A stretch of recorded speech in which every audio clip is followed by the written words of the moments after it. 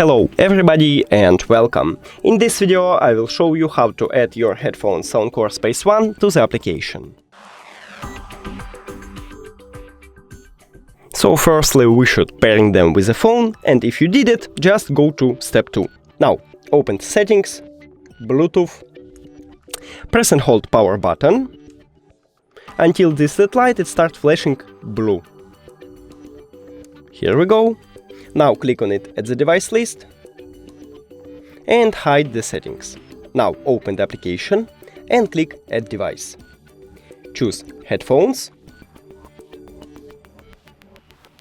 and now click on your headphones. Got it? And we did it!